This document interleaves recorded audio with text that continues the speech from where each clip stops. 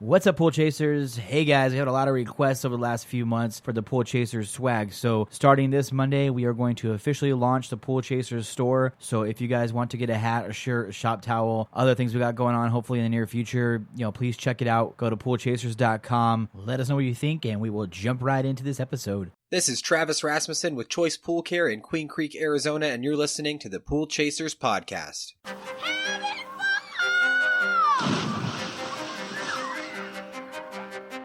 Welcome to your go-to podcast for the pool and spa industry. My name is Tyler Rasmussen. And my name is Greg Villafania. And this is the Pool Chasers Podcast. All right. Well, welcome to the Pool Chasers Podcast. This is episode 26. If you didn't have a chance to meet our good friend Kyle Auld at the show, he's actually our service manager for the pool service and repair business we have back here in Scottsdale, Arizona. And he is on the show with us today. So thank you so much for being with us here today, Kyle. Thanks for having me. Yeah. So why don't you share a little bit of your story with the listeners today? All right. I was born in San Diego. Both my parents are Navy. Gorgeous. Oh, yeah. And His parents or the city? The both. You hitting on my mom? We moved immediately to Illinois. Both my parents got out. Obviously, my mom had to. She was pregnant with me. And then my dad got out after his next tour. It was 6 months. How does that work? Do they give you an honorable discharge if you get pregnant? Or? I think she was close to like her time served, and so she could get out. And then my dad decided, whether he was going to be career or not. When that happened, he went, guess I'm not. Because apparently the story goes I was born when he was home, and then he went on tour and then came back. And I didn't recognize him, and I was crying a lot. And he was like, not doing that ever again. So he stopped. And then he ended up getting out, and we moved the whole family to Illinois, Decatur, and lived with my grandma for a little bit before we got another house. Is that the area where it's super ghetto? Oh, it's pretty rough in Decatur. Say, I've heard Decatur on quite a few rap songs. I would imagine it was a lot bigger town. And then you remember those Firestone tires that came out on the Explorers that exploded? Yep. That's where they were made. Nice. And then when that happened, they closed that down, and it kind of slowly degraded. But it's a work town, so all the houses are really small. It's a baby boomer town, so they're all houses built for World War II. Yep. When all the men came back, they were all cracker box houses, really small, really old, a majority of them. So we lived there for a little bit. We rented a house for a little bit in another town not too far away. And then we bought our first house in Troy, Illinois, and lived there for a couple years. My sister was born there. My brother was born there as well. Yep, right before we moved. And then we moved to Peoria, Illinois, stayed there for 2 years, and my dad kept moving up in his job, and we had to keep moving places because he worked for BFI, the trash company now owned by Allied, and kept moving up, and then he got a job opportunity to move to Minnesota, and we were all like, well, we just moved here. I have friends. I had just made a really good friend. When you're 8, your best friend, that's your world, It's like a block and a half away. I ride my bike to go to his house every day, Someone's eating dinner at someone's house every night of the week almost.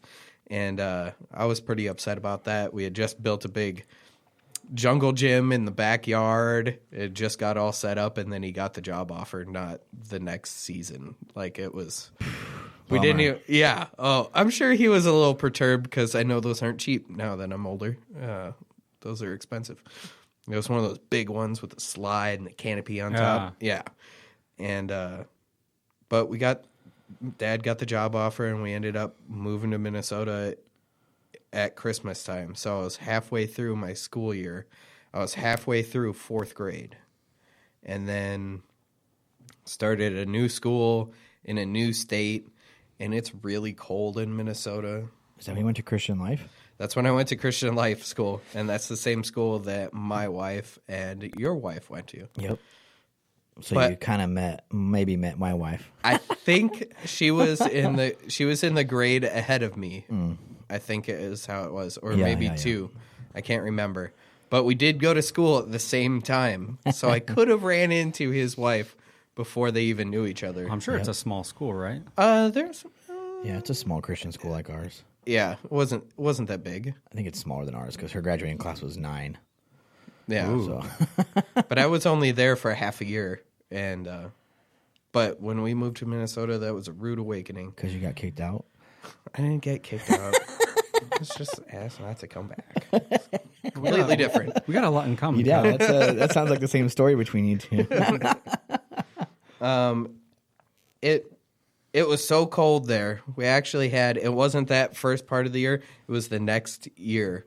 Because I went to the elementary school down the street from my house and got all jazzed up, ready to go play in the snow, on the way to school, because I walked a block and a half and I was there. And my mom's like, "Oh, we don't have school today." And I was like, "Why no school?" "Well, it's negative 65. It's too cold to go outside." I was like, "You said what? Negative 65? Is that a real number?" Like, Dude, that sounds rough. I was telling the Sounds like a jobber North people. Dakota number. I was telling the jobber people about that, and they're from Canada, and they were like, "I think you're saying the wrong number." I was like, "No, negative 65 with wind chill. Will freeze your skin in like 2 minutes." That's crazy. I mean, does it get to a certain temperature where you just don't even feel anything anymore? It's just... And no, it burns really Yeah, it bad. burns. It But you know what I burns. mean? Like anything lower than that, or Oh, yeah. around that is just... You wouldn't even know. You're just frozen. Sub-zero. Yeah, it was ridiculous.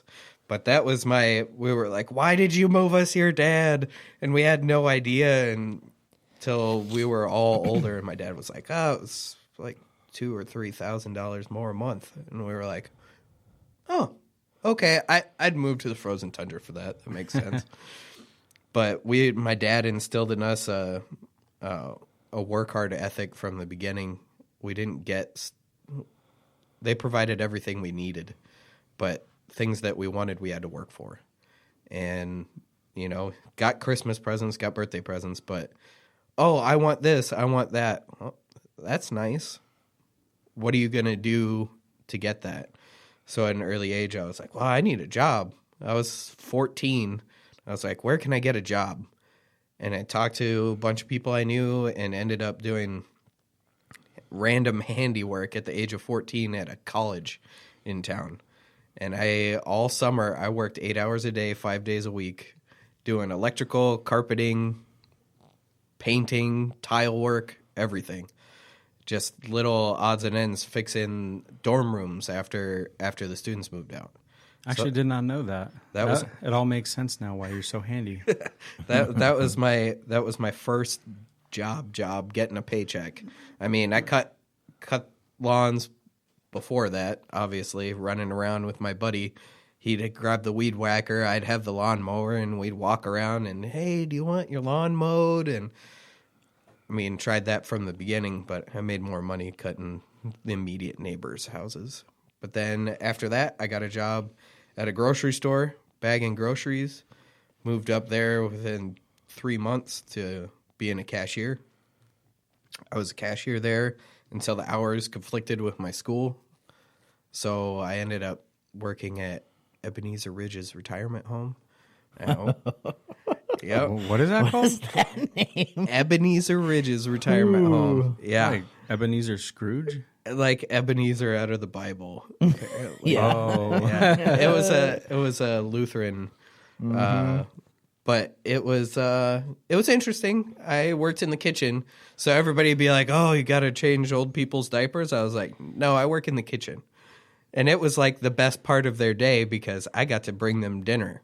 Yeah. Like, you don't realize that most of these elderly people that are stuck in these homes that nobody comes and visits them. Yeah. A high majority of them don't have family that come.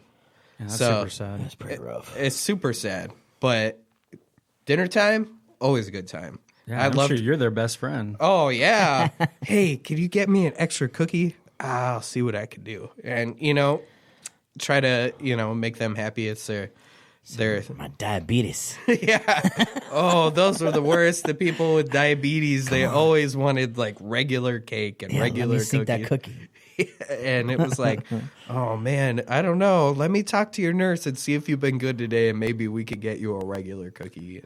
Never mind. Don't ask her. Don't ask her. I have a pack under my pillow. I had a lady that used to smuggle silverware out of there. They found a whole bag of silverware. I don't know what she was gonna do with it. Like it's like the cheap stainless steel. Like it's not silver or anything. She was making shivs out of them, man.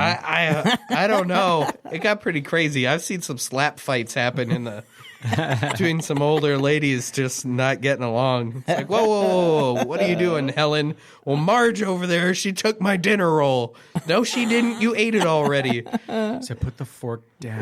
Yeah, it got pretty exciting. Got my rear end pinched quite a few times. That was, there you go. That was Dang. always Ooh, how you doing? exactly. I'm underage, right? Like they'd always ask which room I was staying in. And I was like, I don't live here. Shh, I won't tell if you won't tell. Exactly. It was pretty interesting, but I worked there for a couple years and then worked on call there even after I left, just because I loved the people and loved.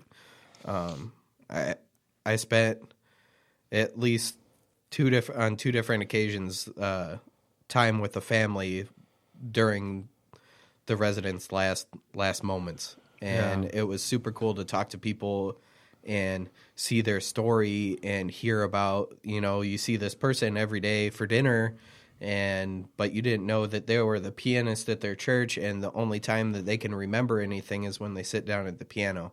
They can't remember what they had for breakfast, but they remember how to play the whole hymn from, 40, 50, 60 years ago, and they can play it from memory beautifully and sing all the words, but can't remember what they had for breakfast.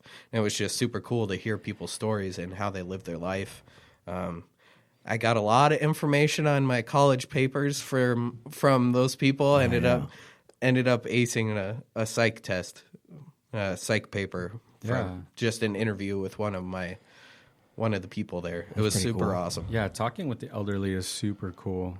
I mean, I think I've gone to a few functions where I talked to my grandfather and his POW buddies. This was probably like 5 years ago, but the ones that were still alive, there was still like 5 or so, and just listening to them go back and forth, like what they were doing in, high school and why they got into the military and, just everything that happened, and at this point they've made the best of it where they kind of crack jokes and kind of get a little bit emotional about it.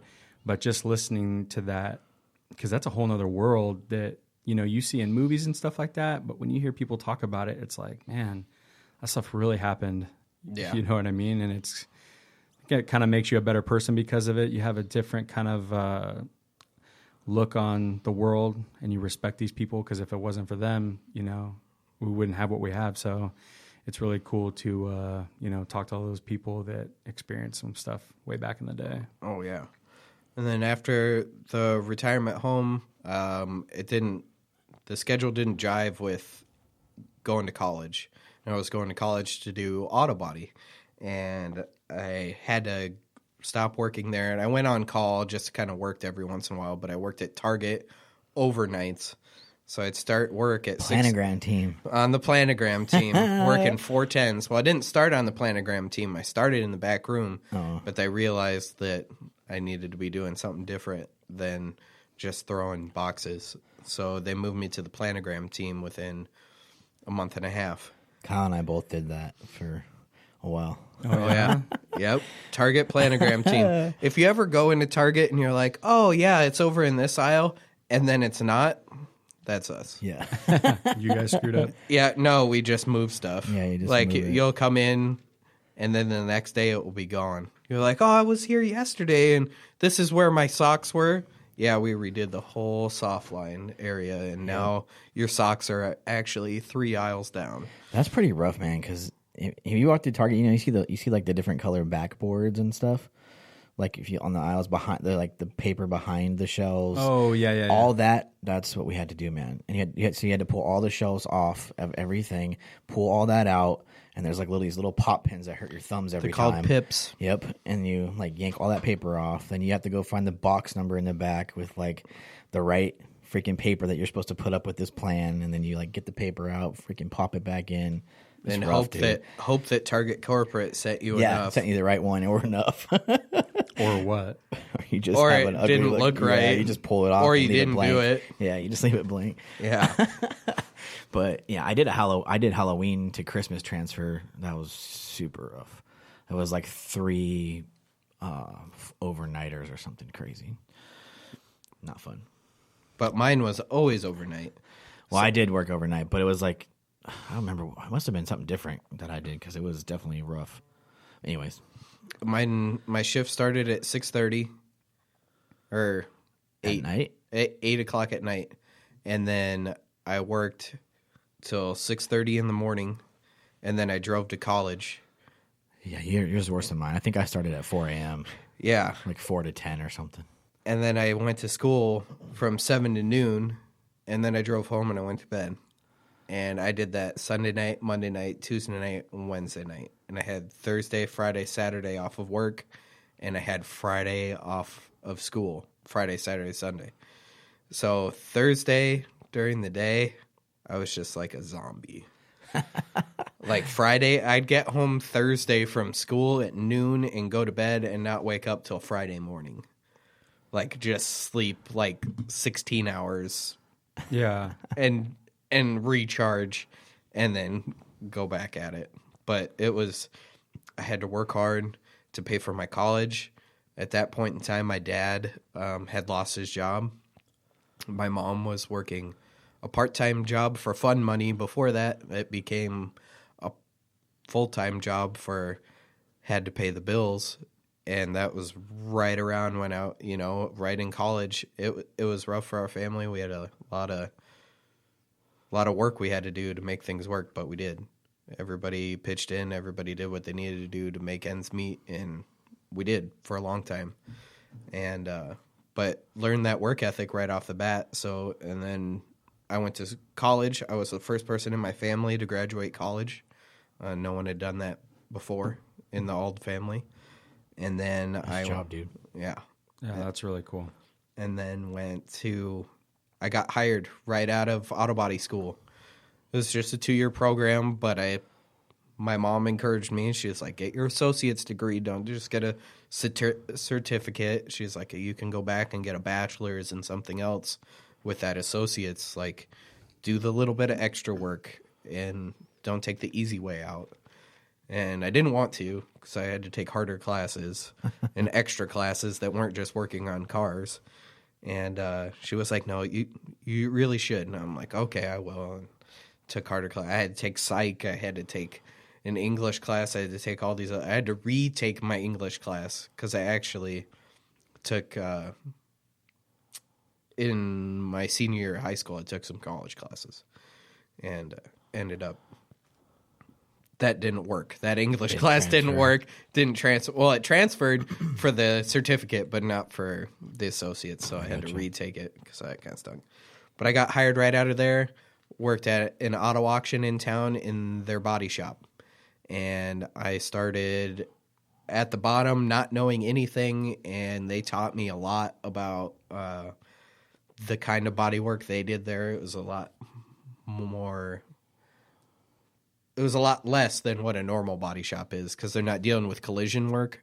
It's like fixing these scratches so the car looks good for sale again and just kind of cleaning stuff up. But I learned, I was in the body shop. I was at the end of putting on parts and putting on bug shields and step pads, all those stuff you get at the dealership. That's all the stuff that I put on.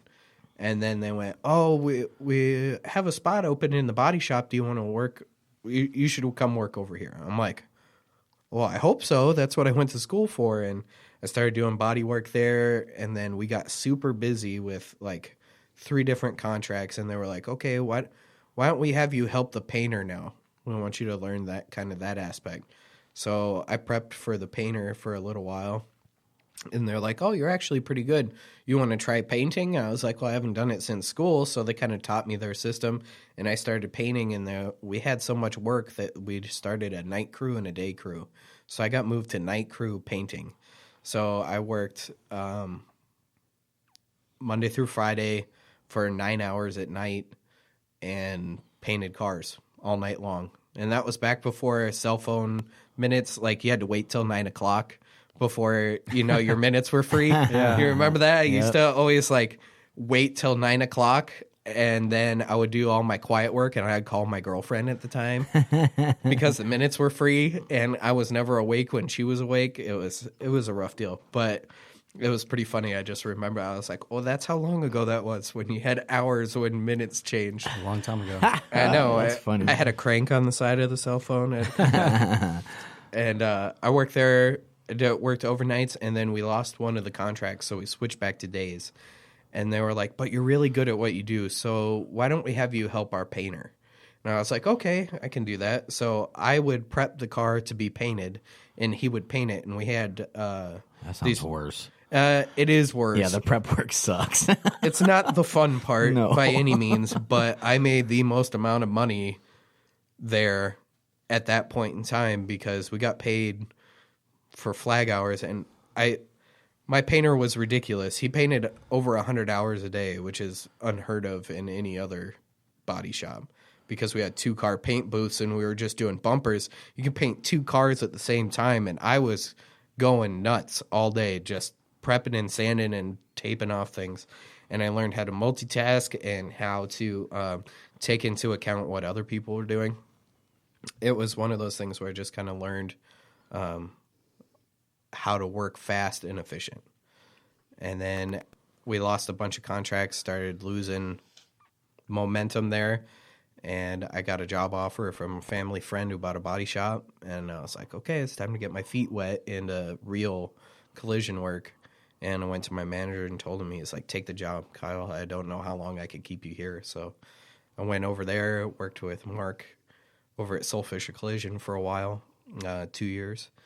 And then ended up switching over to Abra Auto Body in Apple Valley, which is a giant collision store chain in the Midwest, and worked there. And that was even another step up of completely different, and worked there for a while. But then I started to get burnt out, and my body didn't like it anymore. Knees were getting pretty shot, and come home with new cuts every day, and just the attitude, the me, I need to get as much money as I can make.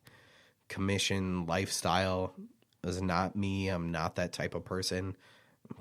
Not very self-centered. So I was always doing stuff for free and doing extra work that I wasn't getting paid for, and it showed in my paycheck. I was like, how come I don't make as much as even this guy that just started not long before me?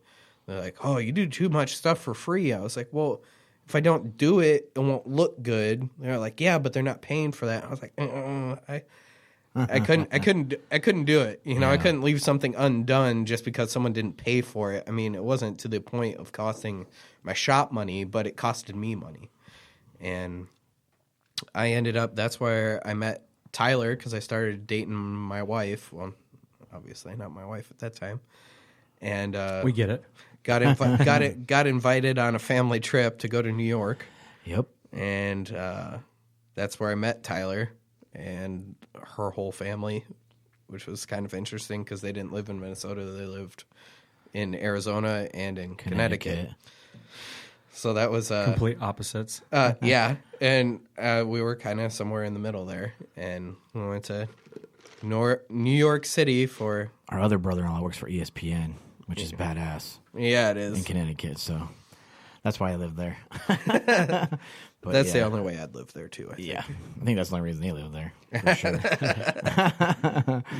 Yeah, so we went to New York, and that's where I had to talk with Kyle about the Big Brother talk, because nobody else was going to do it, so that was a fun one. It was. I was like, I just met you, but... Yep. I'm gonna give you a big brother talk about dating my sister-in-law or sister. Mm-hmm. And I was like, oh, okay. And it was cool to meet the family. I think we hit it off right away. We got along. It was fun. And then Have a lot of the same childhood stuff in common. yeah, we listen to the same type of music and Ninja Turtles. yep, all the same old cartoons. And Yep. so that made it well. It worked out. And then we ended up. Except for you guys didn't go to Mac Daddy's, which sucked. We didn't get to go What? because Mac we Daddy- had to ride to the airport, so we didn't get to go there. And I hear it's really amazing. Mac Daddy's is a whole entire restaurant of mac and cheese. Oh, for real? Yes. There's like 32 different types of mac and cheese. That is the perfect name for that place. Mac Daddy's? Yeah. Yep, Dude, I it's love mac bomb. and cheese. So Yeah, that sucked. it did. Because that was like part of the whole plan. That was And then- one of the major contributing factors in going there. Well, we'll go to New York City if we could go to Mac Daddy's when we get back. So at we what took a point, train from Connecticut to New York, though, so we did stay in Connecticut. Yeah. Yeah. So at what point in time did you tell Kyle that you owned a pool service company in Arizona, and how did that whole kind of communication start? I mean, did you just talk about it, and Kyle did you ask, like, are you guys hiring, or did Ty kind of approach you with it? It wasn't even on my radar. I think we didn't even really kind of flirt with it. That time we didn't really know each other very well. Yeah, so we didn't really talk about it then. We didn't talk about it till the next trip when me and my fiance. So Anna came down here and lived and went to a semester at Grand Canyon in Arizona. So she knew how it was out here, and then she went back to Minnesota and they got serious. And then when we went to the New York trip, and then they came out here for Anna's birthday, and that was really when we first talked about like what we did and what we were doing. And then because Anna wanted to maybe move here, and she kind of went back and forth for a while, and then we talked about.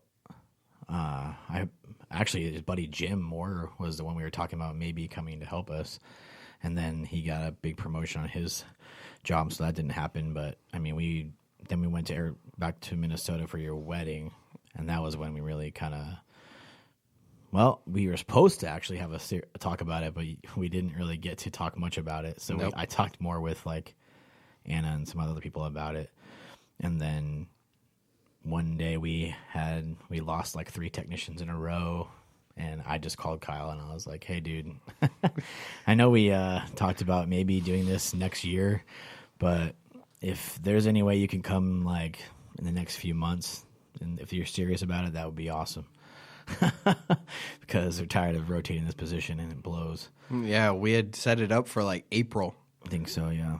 And I was like, April's a good time. I can get all my money kind of settled. I just got married to get everything ready to go. And then another phone call came.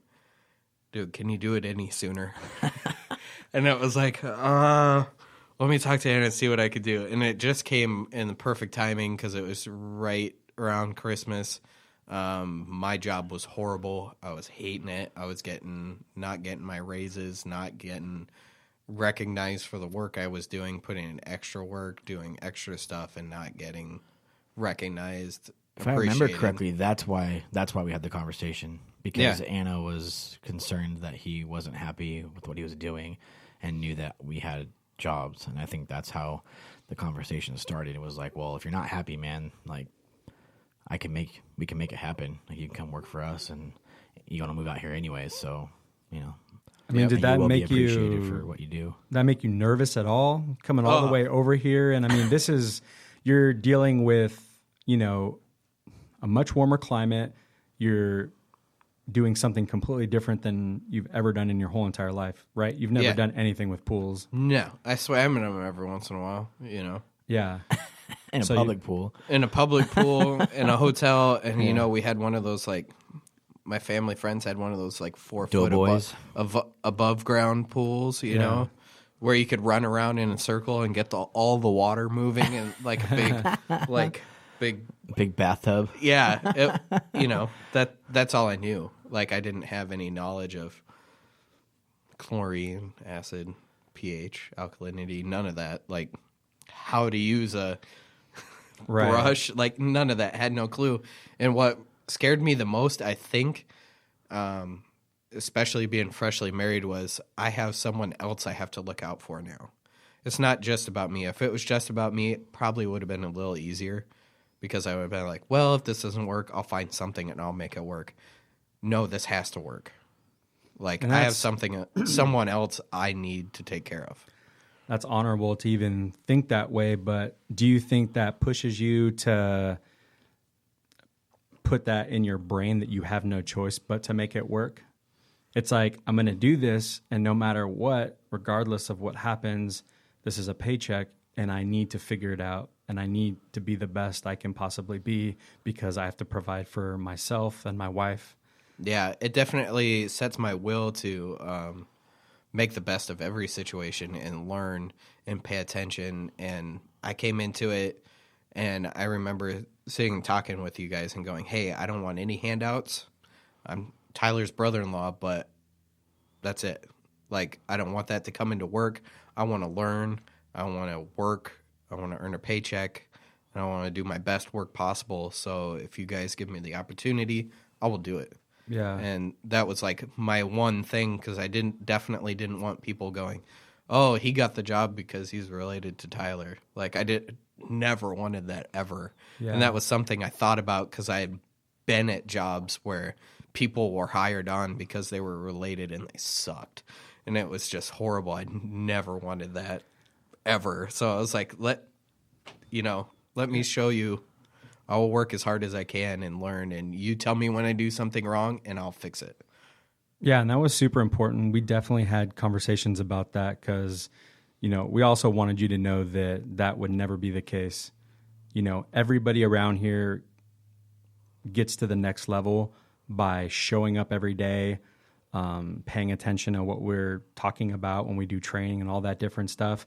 And yeah, you crushed it. And I come from a whole nother world of working at the base, as everybody knows, and nepotism was huge out there. I mean, everybody got to where they were because of, their aunt, their uncle, their dad, their mom, whoever was somebody that got them to the next level. And that used to just frustrate the hell out of me, like, to a whole nother level, because it was never the right person for the right job. It was always, well, we'll hire this person because it's so-and-so's son. You know what I mean? Yeah. And I hated that. That's what made the job so difficult. And that wasn't going to happen here. And I'm glad that you understood that, and that you were willing to separate yourself from everybody else by just going above and beyond. And, we talked about this, many times, that the thing we like most about you is that you had a very consistent personality. You know what I mean? Like, you came in with the same attitude every day. Catch you in the middle of the day is the same. When you left at the end of the day, it was the same. Showed up every day. And yeah. And you pick up things super quick. I don't know too many people that can just kind of listen to something once or read something once and just like, oh, I get it. And just kind of retain all that information, which for what we do is insanely important, because things change all the time and we're always absorbing new information. So for you to be able to do that is good stuff. So I think we had a conversation, you and I, Greg, about that when we even talked about bringing him over here. That was a big part of that conversation. Are we bringing him over here just because he works for you, or just because he's related to you, or are we bringing him over here because of his work ethic and what we think he can do? And because of the conversation we had about you not being happy and not being rewarded for your hard work and other things, I had a good feeling about that it being that part of it, that wasn't anything to do with really, it wanted you guys to have a job and you guys to be supported, but it you were pretty hesitant for a while about it. Oh yeah, definitely. And it was, plus you're moving somebody across country is never really a sure thing. So it was, should we make this move, and why should we make this move? And we had probably a few conversations about that, and ended up being one of the best moves we ever made. Definitely. Well, just even looking out for somebody I didn't even know, it's like, well, you're going to move all the way over here and you don't get it. You don't understand, because I had really never met you. I'm just trusting what my brother's telling me about you. And it's like, he knows, regardless of him being your brother-in-law, that if he can't perform and do the job right, he's not going to have a job. You know, I mean, we'll take the time to train and, you know, take a little time to get adjusted, but you can't do the job regardless if you, the risk was on you. You move all the way over here and you can't do it. There's a lot of other jobs in Phoenix. You have to go find another one. Yeah. And not to be a jerk, but that's the way it is. You know what I mean? We didn't have a lot of time for that, and we were kind of a progressive, you know, company, and wanted to hire the right people, and we were striking out with some other ones. So, you know, I think that's the best way to go about it, though. When you hire a family, is, hey, man, everybody needs to be under the understanding of this is what you're doing here. Like, you know, we'll look out for you as much as we can, but we own this company, and its bottom line is it's our families on the line. Our families are, you know, dinners are on the line. So if you're not putting up your end of the bargain, then you know, you have to find something else. And I think it was good to have a partnership, because it helped me kind of not do the disciplinary thing with Kyle, which helps since we have to kind of do our family thing too. So it was cool to kind of, he didn't really get too much disciplinary stuff, but just the fact that I didn't have to like correct him, and you kind of did that a little bit. And I think there's certain people of the team that I do that more with, and then you do that more with. We kind of figure out their personalities and figure out which one maybe is better to talk to them about certain situations. I think it's been a really good part of Brothers and how we've managed the team. Yeah, definitely. That helps a lot, you know, because I had no special ties to you. I didn't care. And we talked about this before, where we were kind of testing you as well. We were really throwing you in the ringer. Like, you need to learn the pool service tech side of it and the chemistry, and, you know, kind of knowing, you know, which pumps are which, being able to look at a filter and knowing the size and different things like that. And then we threw you into filter cleanings and all this kind of stuff. But it was also, you know, there's, you know, a situation where, you know, you didn't knock on the office, and I just said, hey, like, don't just walk in here, knock on the door, you know what I mean? And you never did it again. And I always respected that. I was like, man, I really like him. I'm not going to show him that in the beginning, but I think he's a good dude. So hopefully he can like learn the first time, so we could just be cool and not have any awkward conversations. You also had another big moment, right? Oh, yeah. Well, nobody told me what those nets were for around the pool fences. And I left one down, but little did I know that you guys were following me behind me, like checking up on my pools. And you were like, oh, you left this pool gate open. I was like, well, yeah, I had to go get a different pole. My pole was broken. Well, you can't leave those open. Kids will fall in. I was like, oh, that's what those are for? Like, I had no clue. Like, it's like, Kyle, when you got there, was that thing closed? Yeah. Well, why the hell did you leave it open? Why do you think it was closed? And I think a funny one, too, it was my first week of training, and the technician I was training with was like, hey, yeah, here's the chemistry, and was showing me chemistry, and I was like, yeah, it looks like it needs probably one tab. Go ahead and throw that in. And I reached in the tote, grabbed the tab, chucked it in the pool, turned to walk away, and went, I think I need the net. He was like, why? I was like, well, I threw the tab in the pool, and I'm pretty sure that's not where it goes.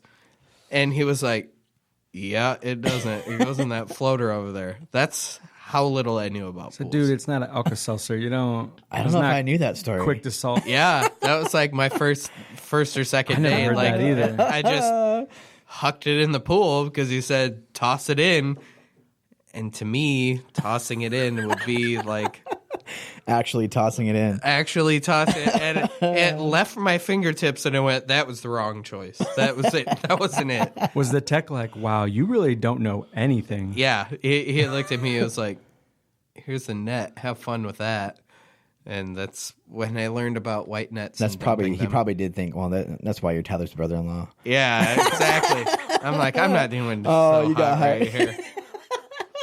Yeah, I'll be working for you someday. Just kidding. Oh, that was rough, but it was funny. We laughed about it all day, and I still laugh about it.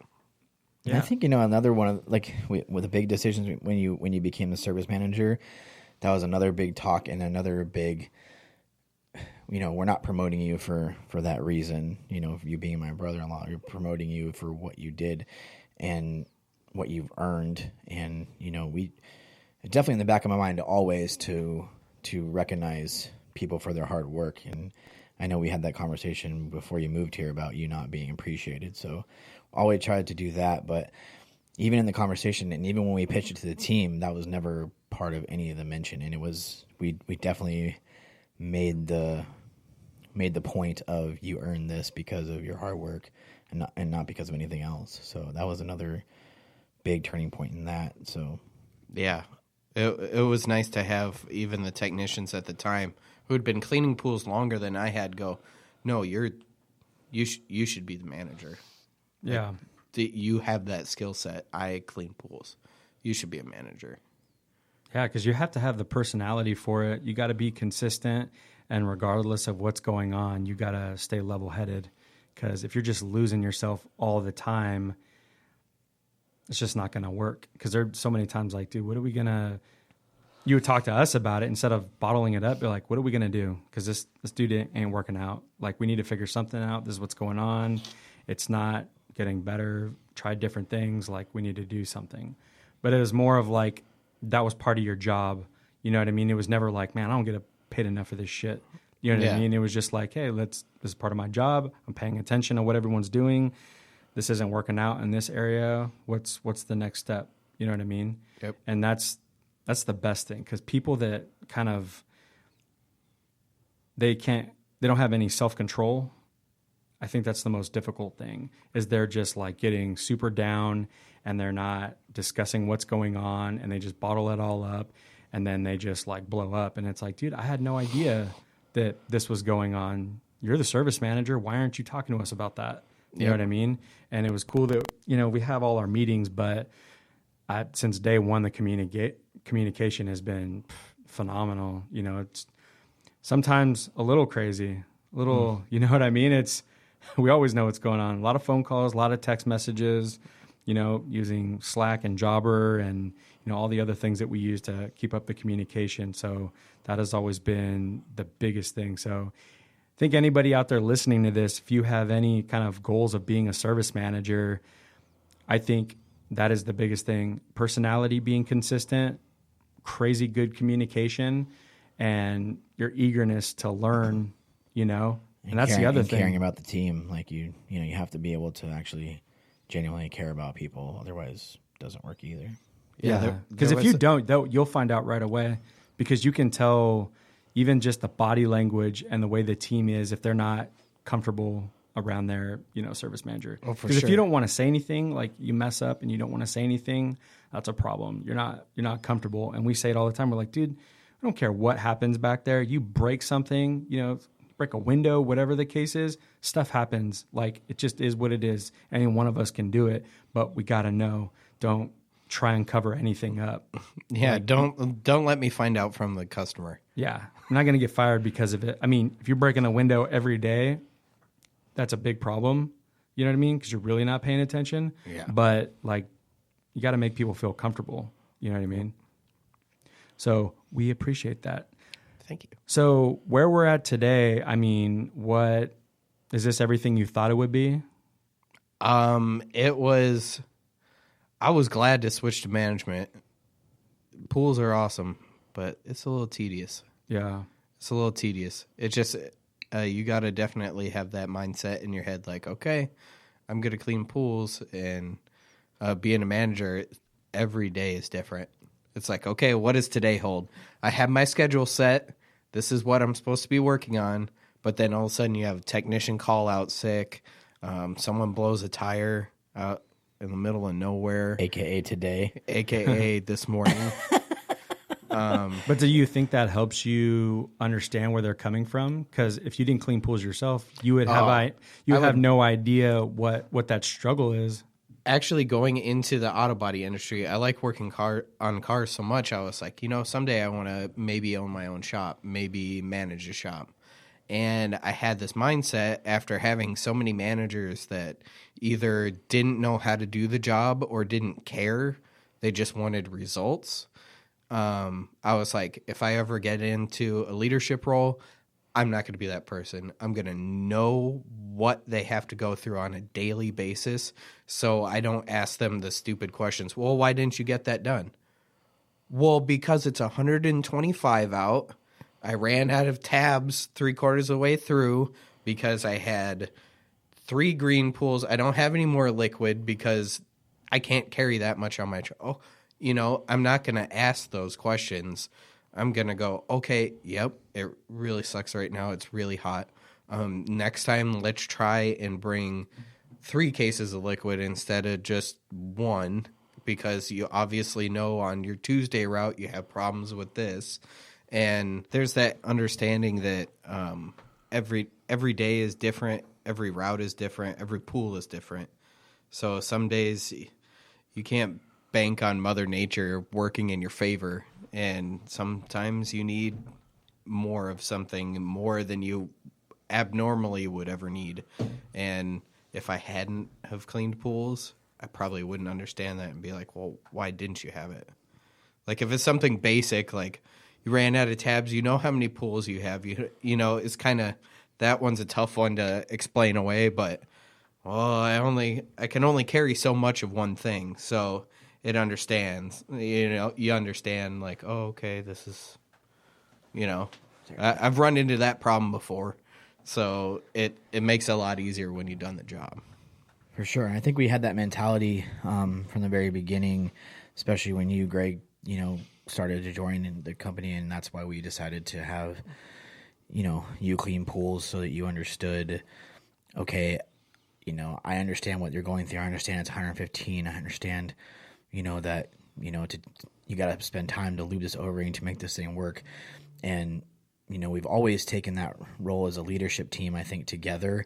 And, for us to not understand what they're doing as a leadership team is not a good point. So, we've had office managers that have been awesome and other people that they come in and they say, hey, this guy's not doing his job. This guy's not doing that. And we all have to say, yes, you're correct, but you've never been out there and don't understand really what they're doing every day. And the summertime is very rough. There's certain things as the owners that we're going to go above and beyond for, or the leadership team, is going to go above and beyond for, because we understand that we're the last line of defense. So regardless of what happens, we're going out there anyway. So if we're cleaning pools, we're going to take that extra 10 minutes and we're going to fix it then. Yep. But if they don't have to do that, which we've trained our team not to have to do some of those things, then they need, we rather not push pools on to the next day. That's something we've always preached at Brothers for a long time, was we don't want to push these pools. We don't want to tell these customers. We don't want to make the customer experience bad, because we feel like a lot of companies that we get talked to about that, the reason they've switched to Brothers is because that's one of the topics is I never know when the guy's going to show up or what day he's coming. We don't want to make that experience bad for the customer. So we've always stressed with our team, hey, it's okay, like move on, put that into Mondays, let us know, and we'll go back and fix it tomorrow or whenever we can get to it. But don't spend the extra, don't spend 20 minutes there trying to figure something out. You don't know what you're doing. Don't break a backwash piston trying to get the O-rings out. If you can't get them out, leave it alone and I'll come back and do it later, or we'll send the repair team out and do it. But there's certain things that you understand from a leadership team. You have to understand from a leadership team is it's hot out there, and we have to, like I said, I don't like using the word like bend the rules, but you have to understand, okay, like I get why you didn't do that one certain thing, because, you have 10 pools left, it's hot, and yeah, you overlooked it. But, next time, try not to do that, try to get better, try to take, this is why we try to explain it to them too, this is why we want you to do it this way, because this is the fallout from it. This is the trickle down effect. Because you didn't change the O-ring out, like, then we have to get an email from the customer that says there's air in the lines, which makes their experience bad. We have to then determine between the leadership team who's going out there to fix it. When we go out there to fix it, it's something as simple as that is frustrating.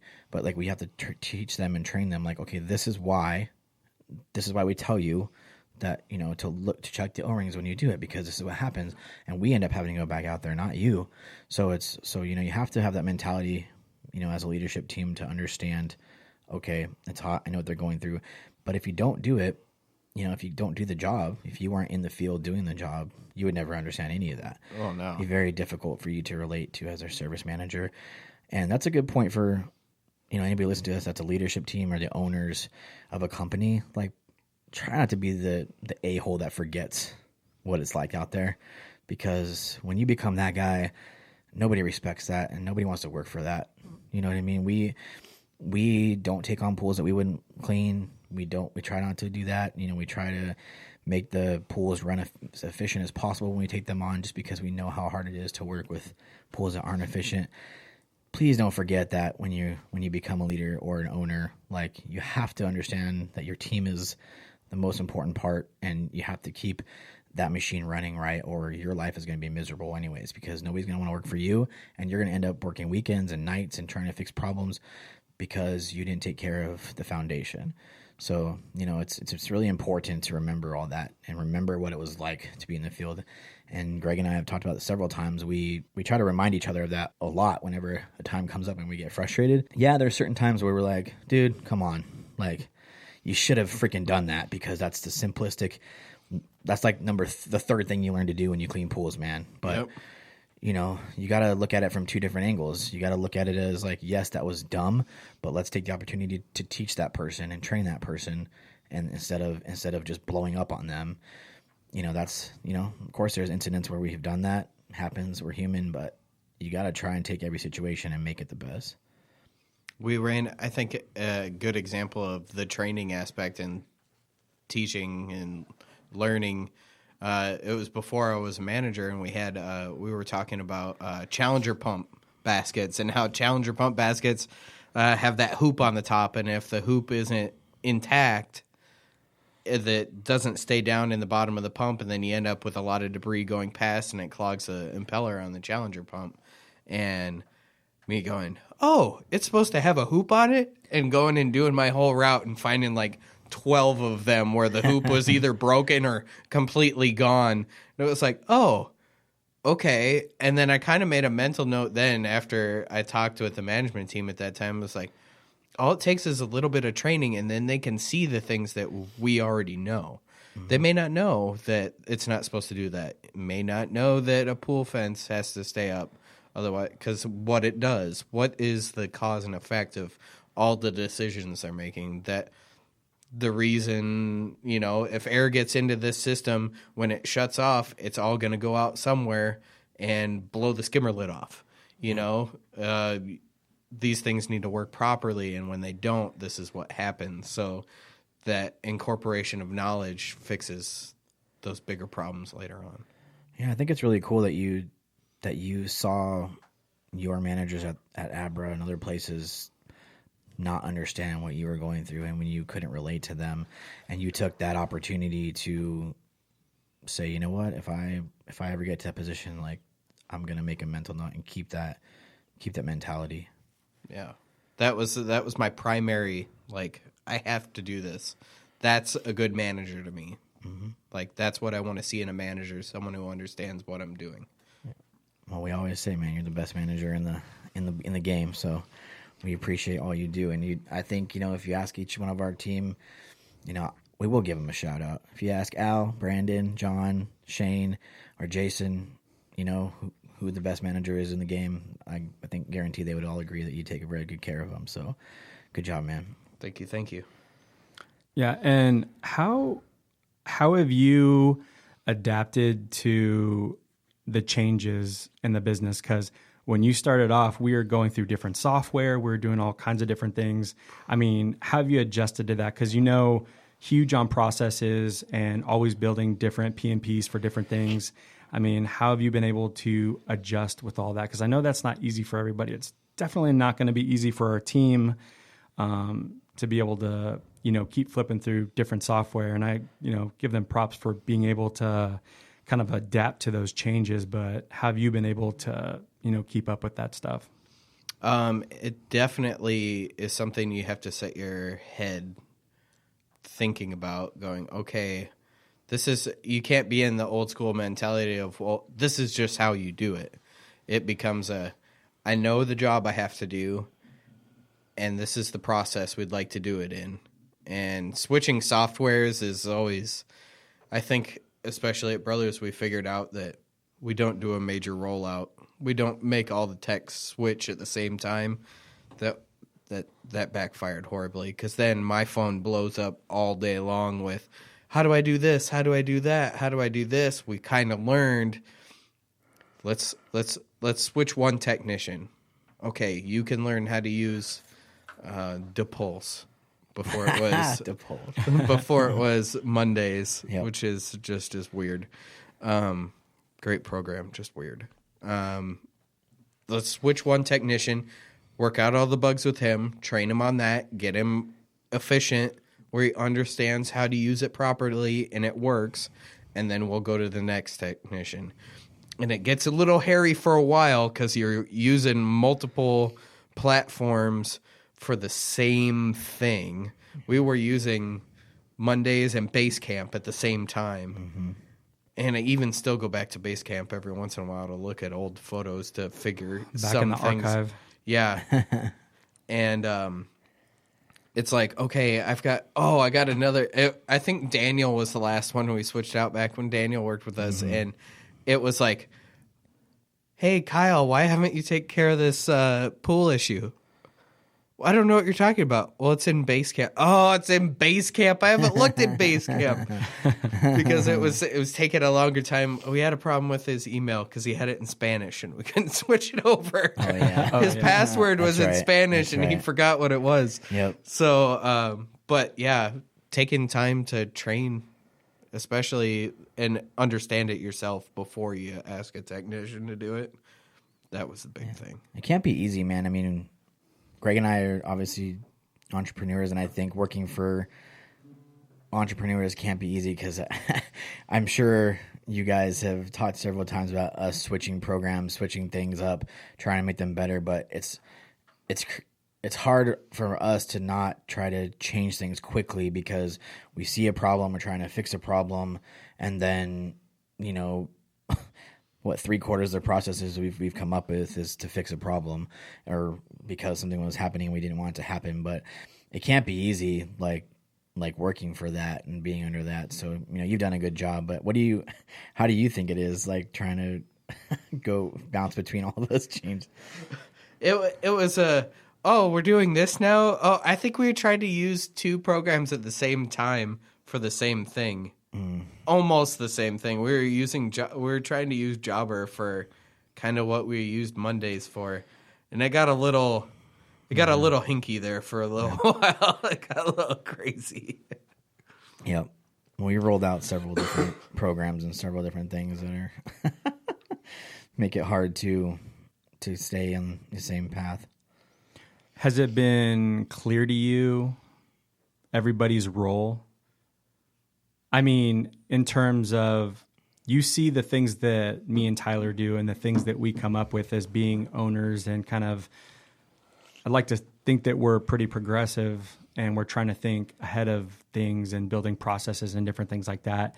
Have you gotten to a point to where it's like, yeah, those are the best guys for that position and they're there and I'm the service manager, all the techs are where they need to be. We have the right repair guy for where he needs to be.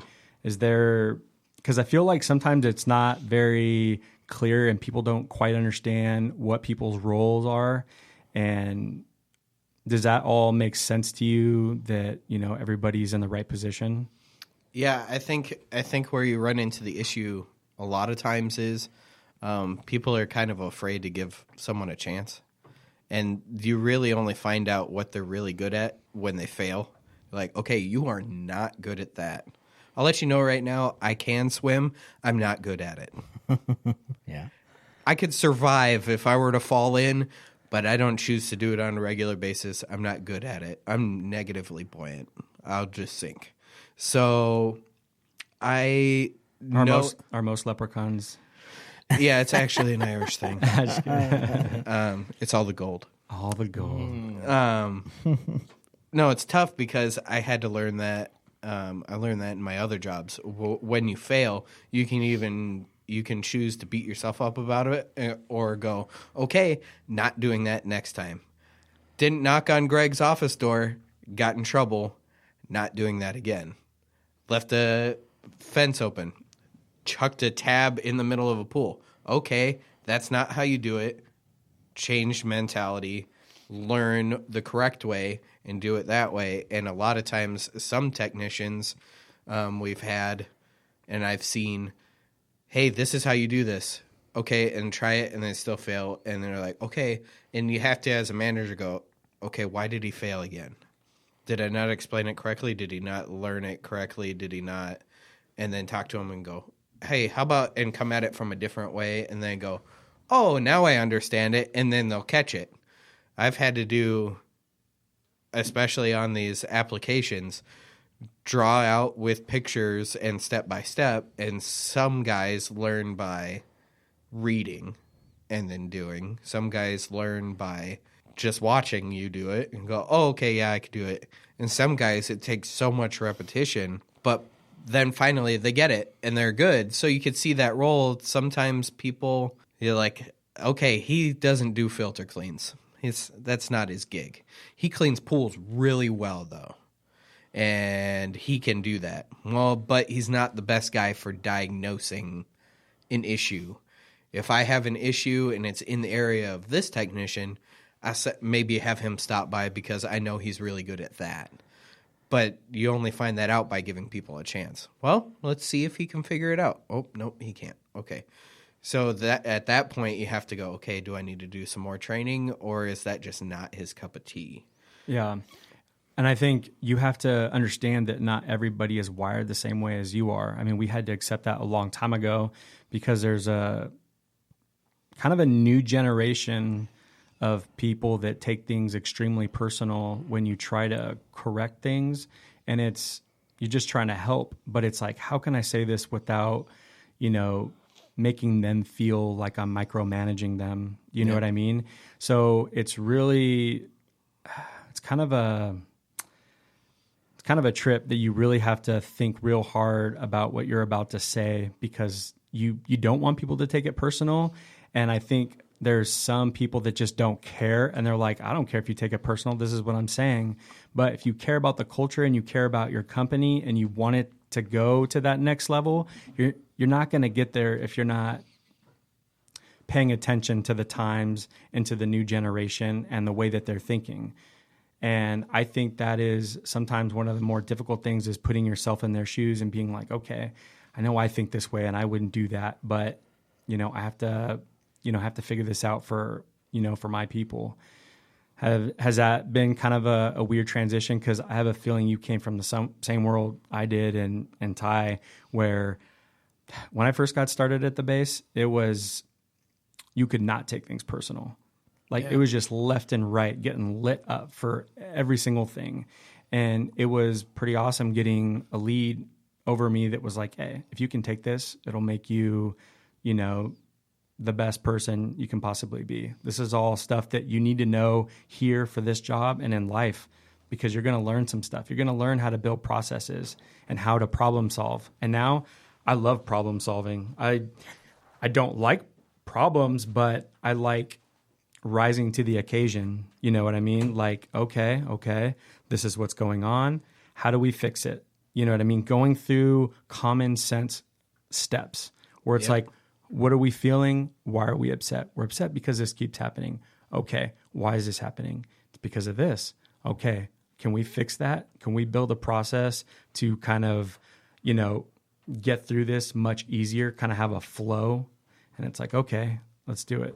So I think it's really paying close attention to the team and your business and all those different things. And a service manager, there's a ton of responsibility in that, because you're managing the team and you're trying to be, the communication's got to be on point between what they're telling you and you telling us, what's going on, because we can't see everything. The owners are responsible for making sure that everybody gets paid and the phones are ringing and the emails are coming through for, repairs and, new service. So everybody's got their part.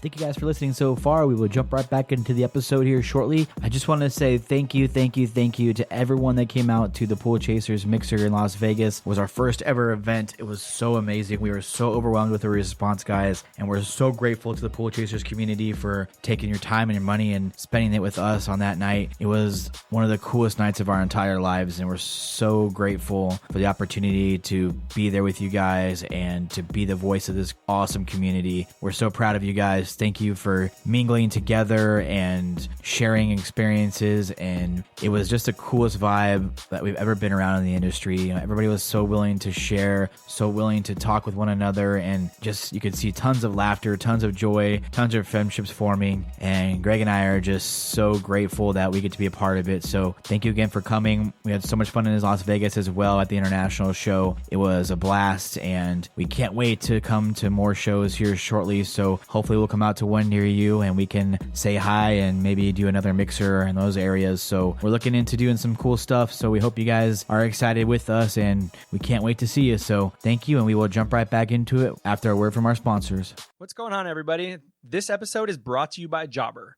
Jobber is by far our favorite tool for collecting deposits, payments, scheduling customer jobs, and assigning tasks to a specific person on our team. If you're looking for a better way to stay organized, this is it. I don't even know how we did things before Jobber. If you have any questions, their customer service team is out of this world. Jobber is so cool that they are hooking up all of our listeners with a free 14-day trial. Just visit getjobber.com/poolchasers. That's getjobber.com/poolchasers. Try it out. We promise you won't be disappointed. So, kind of back into Pool Chasers, how, as soon as you found out that we were doing this, what was your thought on it? Like your real thoughts towards it?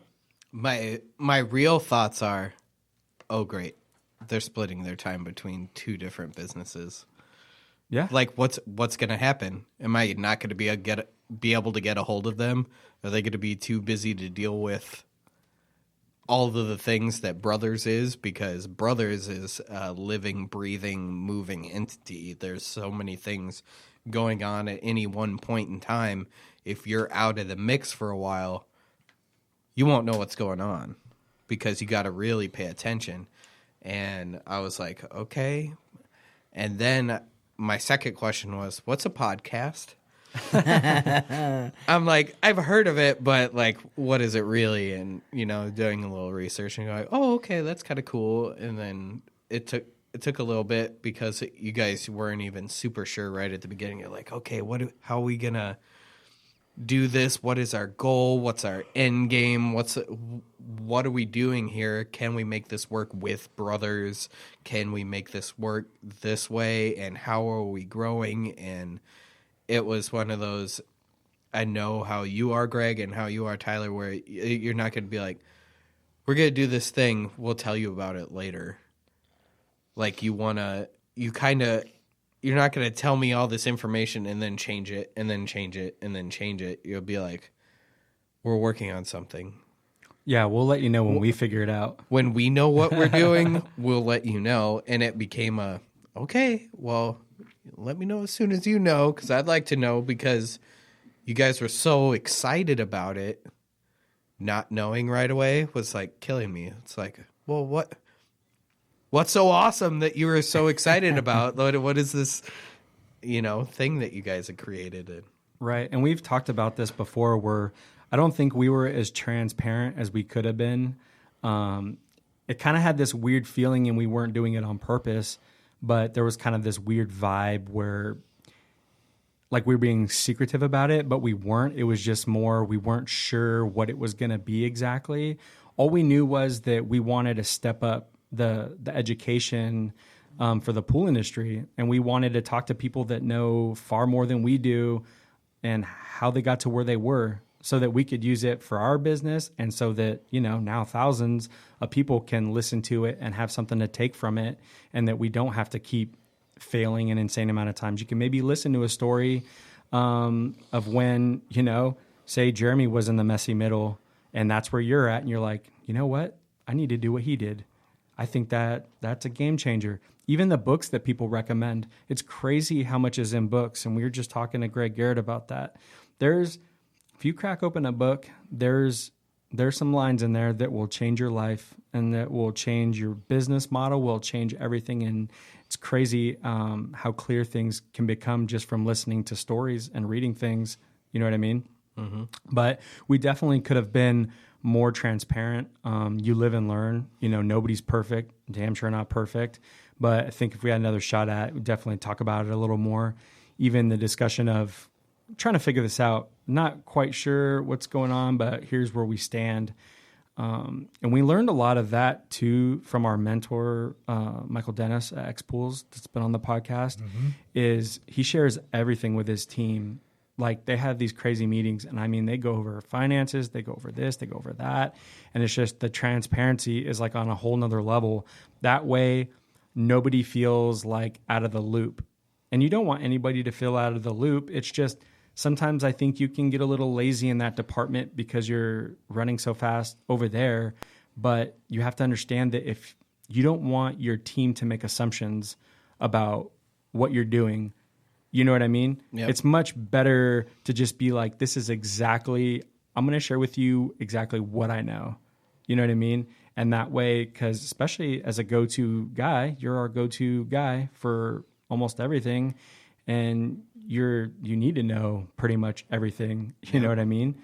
So I think once we did figure it out and we did have some of those conversations, I'm glad that, you got to be, more a part of it at being at the show and stuff like that with us.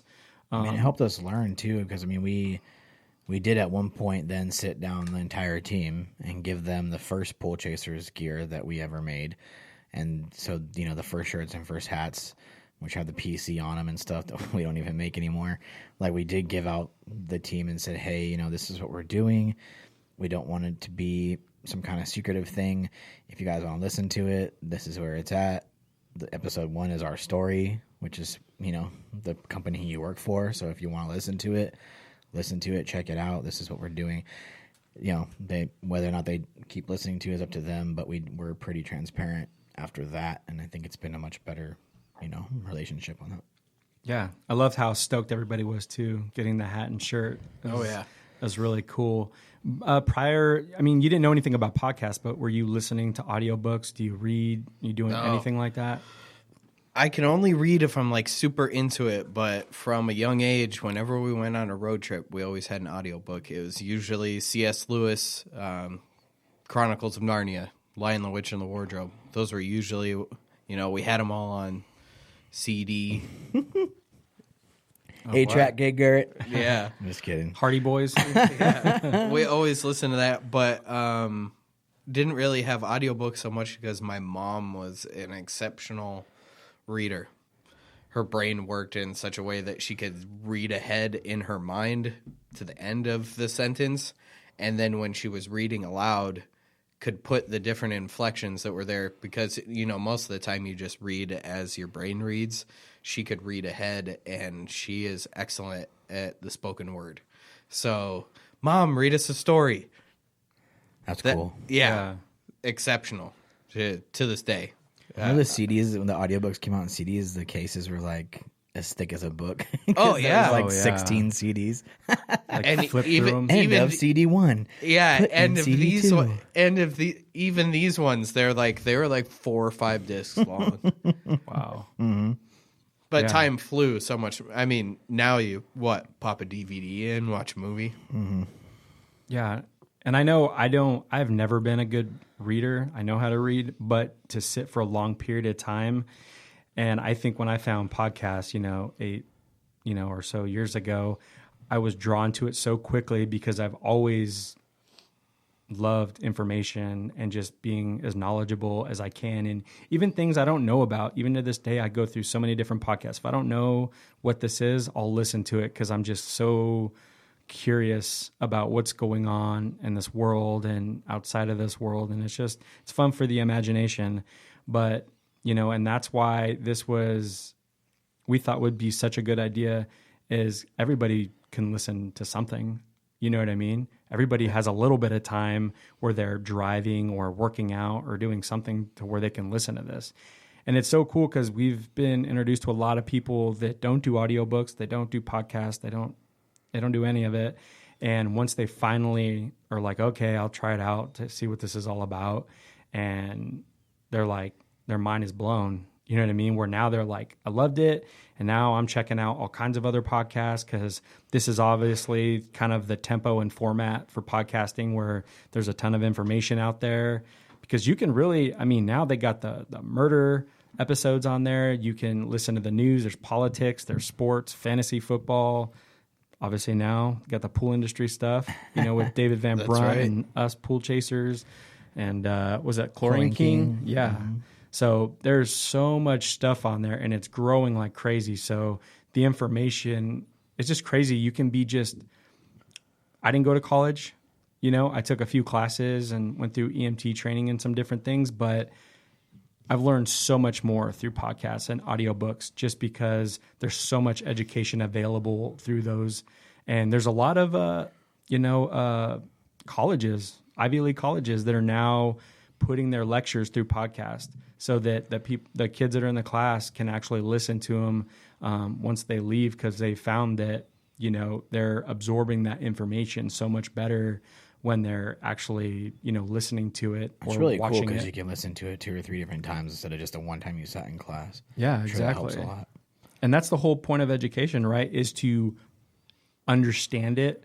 The point should not be to return back every single time. Yeah. You know what I mean? To have that conversation like, hey, can we meet up again? I didn't get it. That's why we still have history books. That's why we have history classes because we don't want history to repeat itself. And that's why they still exist. Right. So it's cool. You can kind of go back and learn that and try to retain that information instead of just letting it go through one ear and out the other. Because I was really good in school. I can't remember half that stuff. I learned a system. I knew how to study. I knew how to put words together to make my brain understand it and ace tests. But it doesn't mean I remember 3/4 of that. I learned how to study and how to get good grades, but doesn't mean that made me that smart. Right.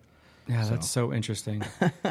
And do you think, the podcast has helped you at all in what you do? Because, the point is having people with experience and that have been successful in their business come on the show and, talk about their failures and their successes and all these different things. Do you think that information is valuable? I'm sure you still have a lot of catching up to do on the podcast, but was there, maybe a favorite episode or episodes that, kind of helped you? I really like the Taylor episodes. I've referenced them several times already. Actually gone back and go, okay, wait, I remember something about this. And I think I actually called you on one. I was like, I got this pool. Chems are all out of whack. I have 0 CYA, and I know that it is way higher than that. And all my strip is completely zeroed out. Is there something with the acid if the pH is too low? And you're like, I think so. We did it I was like, I know, I'm going to go listen to it right now. And re-listen to the podcast, did 2 Google searches to confirm how to go about fixing it because we didn't exactly talk about one part of it.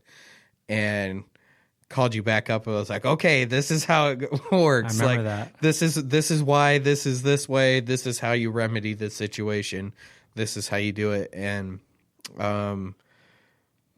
that has helped tremendously just because he had so much knowledge. Yeah, and it's really cool that the information is coming from the source. You try to think about there's so many opinions on the internet and there's so many opinions through different people and companies and things like that. But it's like when you want to answer about something, why not go to the most educated source? What does Taylor Technologies do? They have testing. They make testing kits, so obviously they have to be on point with water chemistry. Exactly. So having Wayne Ivasech on the show to talk about the cause and effect of different chemicals and what water chemistry is, and we had the little series about each one of those different things.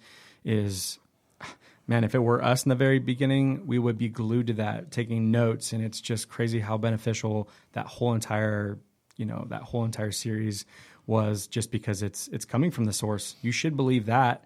And, you can even reach out to them after it got done with the episode, which is really cool when the interviewees that we have on the show will actually give out some contact information where it's like, hey, if you have any questions about this stuff, reach out and we'll step you through, whatever you need. For sure. Yeah, it's got to be cool. I mean, because we can only teach you about the industry so much as your bosses. You know what I mean? We can only say, we only have so much time to teach you and so much time to tell you things. Like, you have to do a little bit of learning on your own about, what this industry is. If you want to stay in it and understand it, like, you have to make an effort to do that yourself. You know what I mean? And any technicians or whoever listening to this, like, you have to start to get your own knowledge, because when we were researching this business, that's what we did. We tried to figure out as much as possible, learn as much as possible, and there wasn't a whole lot out there, which is why we've started this. But, we have to do our own type of studying and understanding, and then if you want to stay in the industry, you need to do that. So it's cool to hear so many different angles of it and understand the industry. Well, I've definitely, I have to repair cleaners all the time and have a cleaner. I don't know what's going on. Go over to see my guy Kenny over at Swimming Pool Warehouse, and I'm like, hey, how do I don't need you to do it, but can you show me? Yeah. Like, this is what the cleaner's doing. Why? Like, I know how it comes apart. I know what the name of the parts are, but what specifically is causing this issue?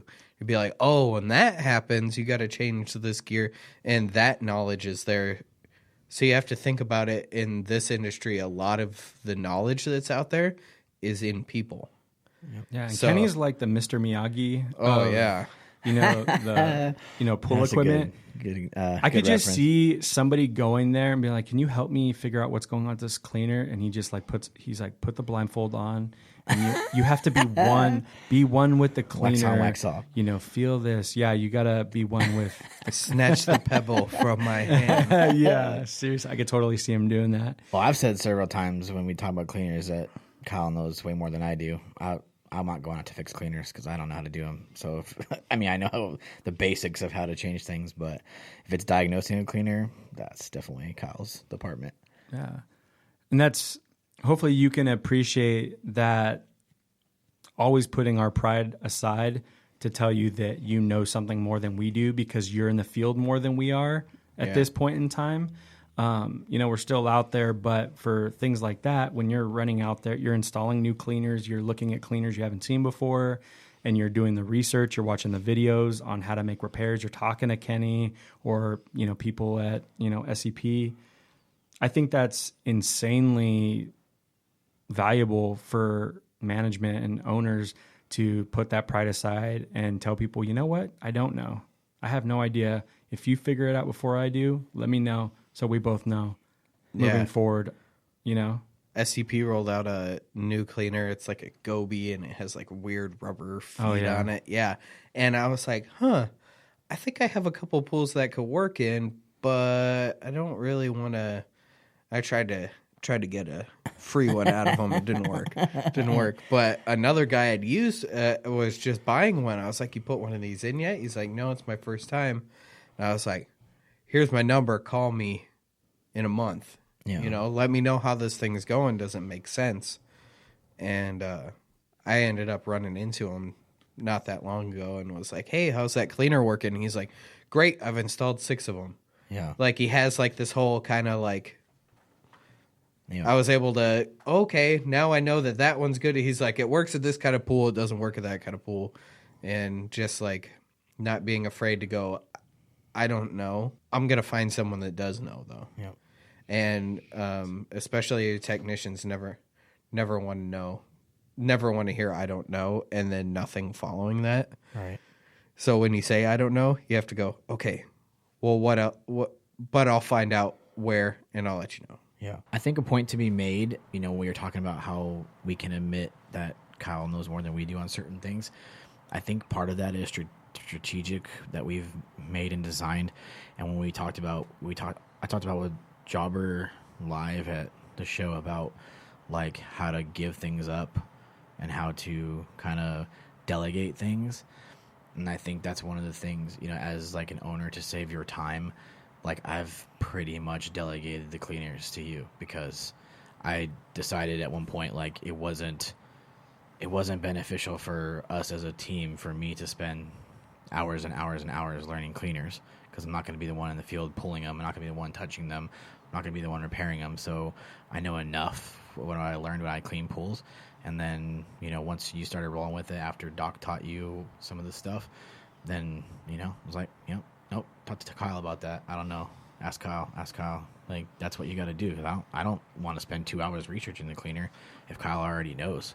So just go ask him. So you got to delegate certain things like that. Yeah, I think that's a good point because, we're good at other things that you don't get to see as clearly all the time, And I've had the discussion, with somebody was like in the very beginning with someone that used to be with us. And I was very blunt. Said, oh, you don't know that? I'm like, no, I don't. Why don't you tell me? And it just had this feeling like you should know that, you're an owner. But like, dude, I had to have this weird conversation about, you know what, dude, the things I'm good at, you'll never be good at. You know what I mean? Yeah. I can do almost what you can do on top of being a badass marketer or whatever it is that I'm good at. You'll never be good at that. Yep. What do? I can do a little bit of that. You will never be able to do what I do. And I don't think anybody gets to see that. Oh, you know how to do billing? Do you know how to do this? Do you know how to do that? Oh, I never even thought about that. No, you didn't. And I think there has to be that where it's like, think before you talk. What do you do? Think about what, a manager has to do, what an owner has to do, because we do all this kind of, we do pay the respect to the ones out in the field and stuff like that. It's hard work. Been there. You know what I mean? But there also needs to be that level of respect to other people that do other things. You know what I mean? And I think we look at you that same way, where I've got so much respect for the things that you're good at. And, even being a handyman, I mean, we're having you putting windows in trucks and, we're doing oil changes and, we put up a wall in the warehouse. I mean, changing starters, changing all the things on trucks and vehicles mid-summer and heat. You know what I mean? But I mean, that's going from like the text that might not even see that in you, where it's like, you don't even know. You know what I mean? Like, look at all these different things that are going on. Like, it's not always so cut and dry. Yeah. Sometimes I wish it was where things can be transparent, but it's like, I don't even have time to like share with you all the things that happen to make this work. When I first started here, I never saw you because when I came in, you didn't come in yet. And when I left, you were off doing something else. So I never saw Greg doing anything. I'm like, what's Greg do here? Because I don't see him very often. Like, I see Tyler more than I see Greg, but I don't see Tyler, all the time anyway, because at that point I was a technician. So I got in just before the sun come up, and I went and did my job, and I went home. Yep. And I tried not to hang around, not because didn't like you guys, but because you guys had jobs to do. So it was like, okay, I did my job, I'm gonna go home. But it was always interesting. And then remember having a conversation with you going, yeah, I didn't know what you did here. He's like, you'll never know. There's so many things that, remember how we had to tell so and so that we had to go fix something on a weekend? Yeah, that's what I do. Like, I do this, I do that. There's so many things that you do as an owner or as a manager that the other person that doesn't do your job probably doesn't realize, unless you were able to quantify or write it all down and go, okay, this is everything I do. We tried to do that we were trying to make a schedule, a thing set up, and I tried to write down everything that I do in a day. Yep. And remember sending the email. As soon as I send, I'm like, oh, wait, I got this other thing. Oh, there's another thing that I do. And it's just like that list of what you do sometimes is a little fluid. Yeah. And I think if I could ever go back in time and things I do in the future differently, it would be talking more about what it is that I do and other things like that. Because you can't get frustrated at people if they make assumptions about you and they don't understand, or it's like, you don't talk about it. You close yourself off. Like, what do you think is going to happen? Yep. Like, this is your recipe and this is what you get from it. You know what I mean? It's almost like what they did with the movie Jaws. You don't actually see the shark. You just hear the music. And so every time you hear the music, you think, oh, I'm going to see the shark, but then you don't. So it leaves it up to your imagination, like it. You know, you never really actually see things going on in the murder scene. You never see it happen. But what you imagine happen is way worse than probably what actually happens. Right. So what I imagine Greg does, he's got a cape on. He's like running around solving these problems when it's probably something different. Well, and But that's I why hope you have a me cape. and Ty make such a good partnership, is because I think, you know, Tyler does a phenomenal job at more running that day to day, and the stuff that I'm able to be good at, I need to be away from people, because if I have to be creative and think about the future and do things like that and put together processes and think that way, I can't do it. Unfortunately, I can't multitask as good as other people can, and can't do a lot of that with a ton of distractions. You came in this morning and I'm in there with my incense and dark room, and Yeah. I was like, I know he's here, but he's probably like getting in the zone. I'll just go over here. Yeah. you sleep here Yeah. last night? Is there a sleeping bag in there? I think though that, you know, with everybody not knowing what we do, I think that actually in some way means we do it well, because I don't think that your team, and I think you do it well too, Kyle, is I don't think the whole team needs to know everything you do all the time, because to me that feels like you're just bragging about it. Like, oh, you know, I do 17 things. This is what I do. I do this, I do this, I do this, I do this, I do this. And it's like, oh, cool, man. Like, good for you. But, you know, there's a balance between them knowing how hard we're working, but at the same time, like, I don't need to tell you the 400 things I do, because first of all, it's going to sound like I'm bragging. Second of all, you're not going to understand half of it. So it's kind of like a balance between, you know, I need to show you that I work hard, but you don't need to know the 20 things I do. But I think there's a way to go about it. I mean, I don't think you should say, hey guys, we're going to talk today about all the things that I do. I think Yeah. You know what I mean? I think it's like how Michael with X Pools is transparent about like the entire business. Mm-hmm. I think it's when you share certain data and different things like that, everybody automatically knows that you did not just pull that out of thin air. Yep. It's like, oh, wow, how did you come up with all that information? Oh, because you're a numbers guy and you're looking at analytics and you're looking at finances and you're breaking all these different things down.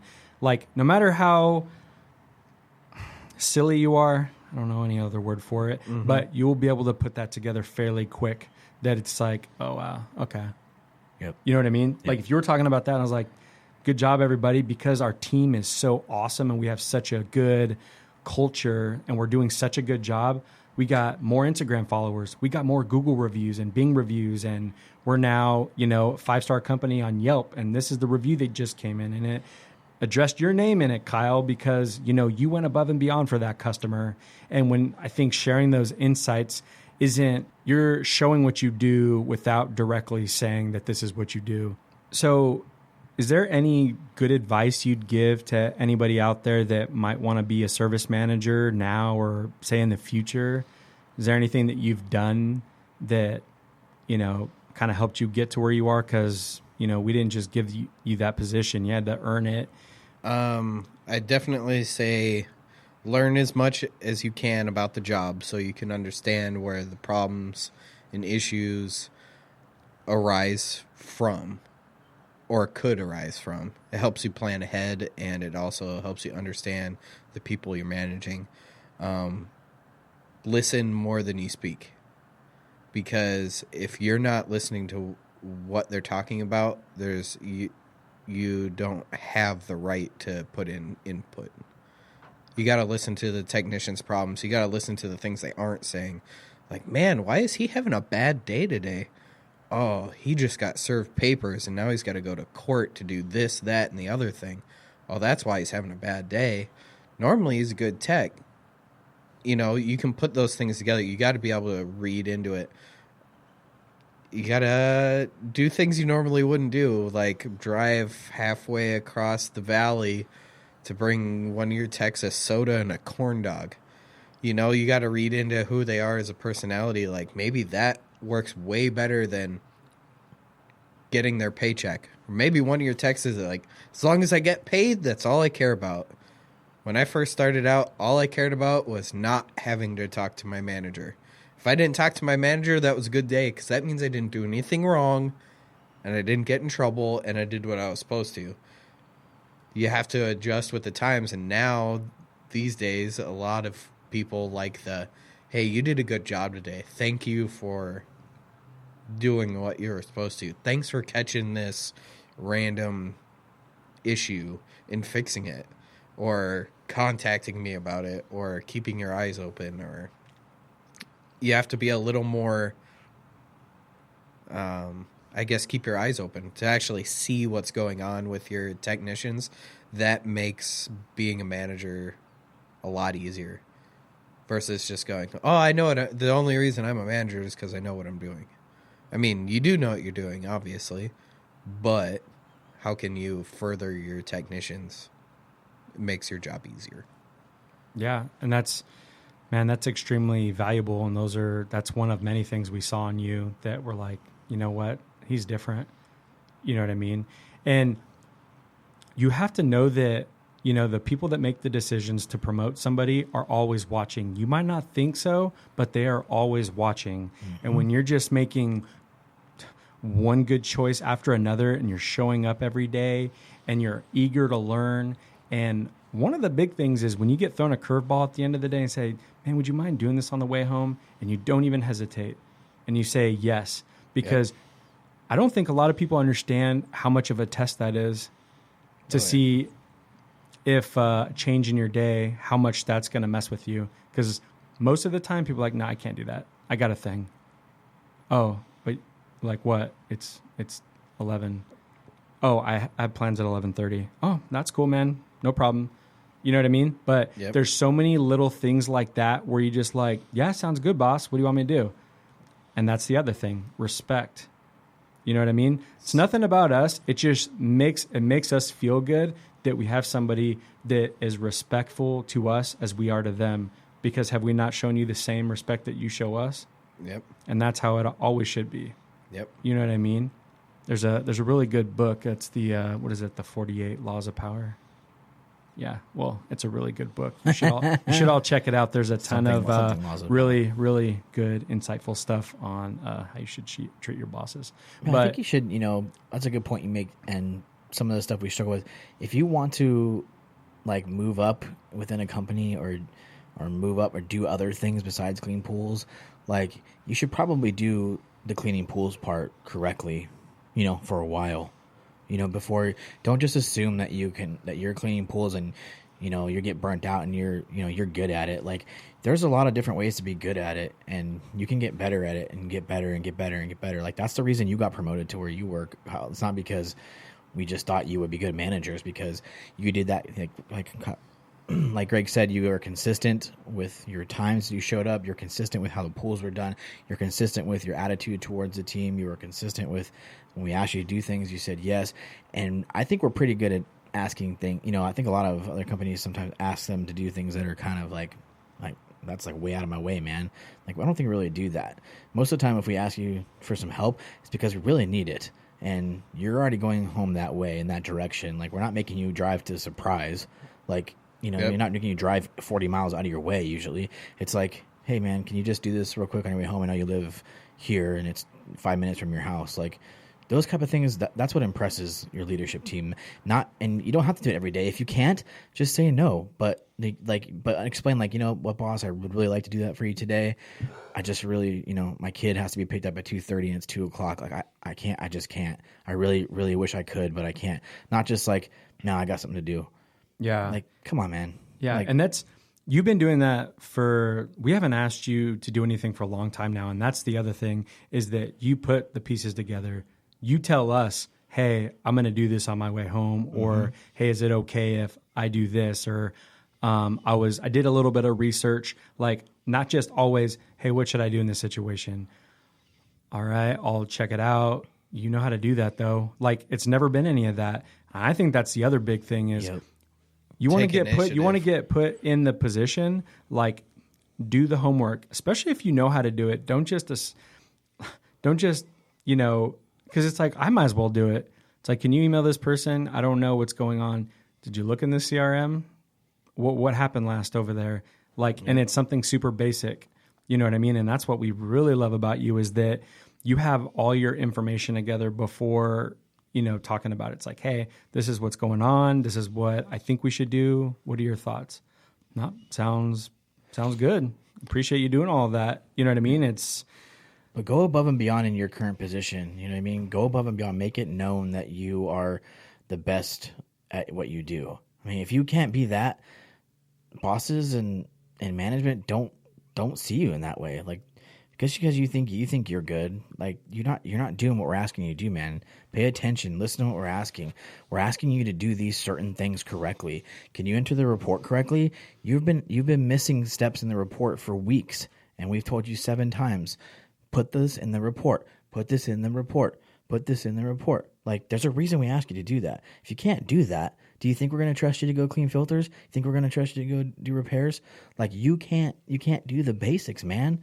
Like, learn your craft, learn what you're doing, do it the best you can do it, and then you will get promoted naturally. If you have a good management or an owner, they're going to see that, and you won't even have to ask for it most of the time.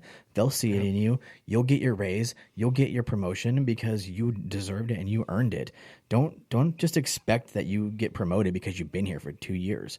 Like, good job, man. You've been doing, you're here, but you haven't done anything that's shown to us that you want to improve and move up. You know what I mean? Like, go do your job, do it right, do what we ask you to do. Then we'll see it. I guarantee you, your service manager will see, and he will tell us, man, this guy, he's been going above and beyond every day. I've never had to tell him to do things twice. I've never had to correct him. Like, he's been weeks since the reports are perfect. There's never been any issues. He doesn't have customer issues. You know what I mean? Like, and if there is a customer issue, like, explain yourself.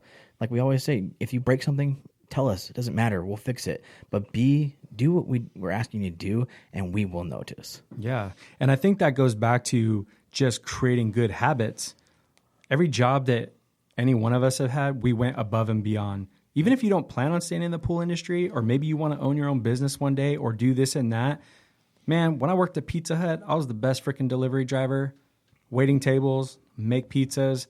When I freaking was at the base, I freaking looked at everything everybody did, because I was like, if I want to move up around here, I'm going to have to learn like the entire business, look at it from a bird's eye view and go above and beyond.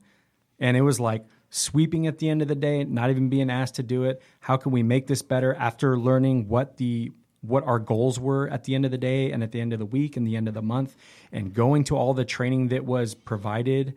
And yeah, there's the sacrifice of time, sacrifice of this and that. But, what you get in the long run is far more valuable than sitting, because I had done all that and then other people didn't do anything.